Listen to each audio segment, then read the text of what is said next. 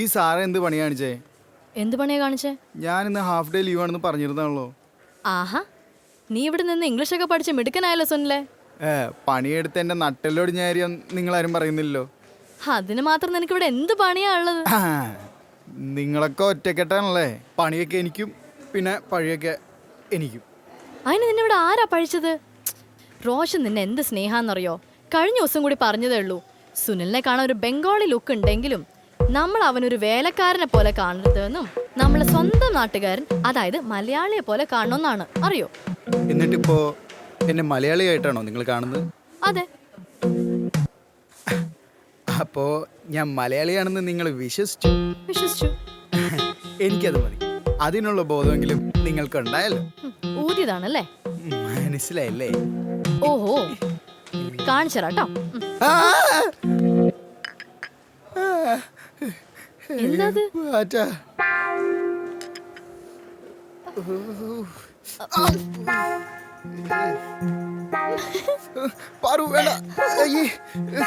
അതെ, ഞങ്ങള് ബോധം മാത്രമല്ല പേടിയില്ലാത്തവരാണ്.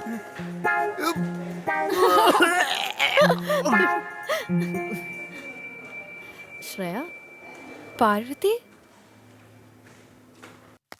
സ്വാമിജി, ഞങ്ങള് ദേ വീണ്ടും. രാവിലെ എന്റെ ഇടതുമൂക്ക് ചൊറിഞ്ഞപ്പോഴേ ഞാൻ ഉറപ്പിച്ചു ഇന്ന് നീ എന്റെ മുമ്പിൽ എത്തുമെന്ന്.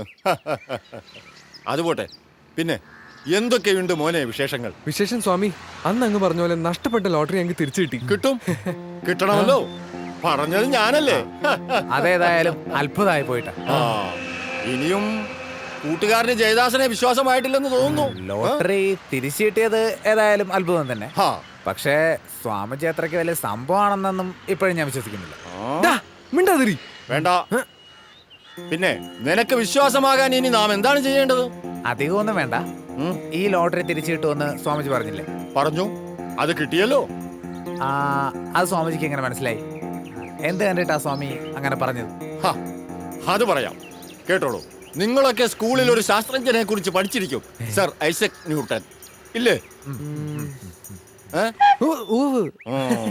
അദ്ദേഹത്തിന്റെ പ്രശസ്തമായ ഒരു ലോയുണ്ട്, അറിയാമോ?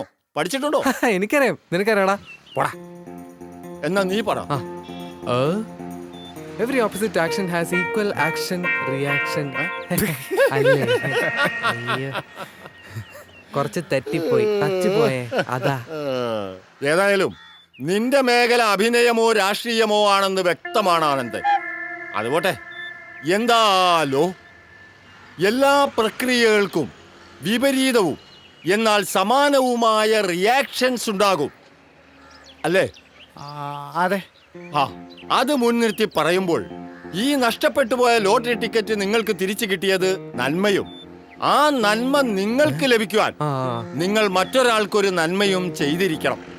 ഞാൻ പറഞ്ഞത് മനസ്സിലായോ? എനിക്ക് മനസ്സിലായി സ്വാമി. പറയടാ, ഇപ്പൊ എങ്ങനെയുണ്ട്? ഞാൻ പറഞ്ഞില്ലേ സ്വാമി പുലിയാണ്. ഞാൻ പുലി പറ്റിയൊന്നുമല്ല. ഞാനൊരു സാധാരണ പച്ചയായ മനുഷ്യനാണ്. ഏതാനും അസാധാരണ കഴിവുകളുള്ള ഒരു സാധാരണനായ പച്ചയായ ഒരു സാധാരണ സ്വാമി. മനസ്സിലായോ? പിന്നെ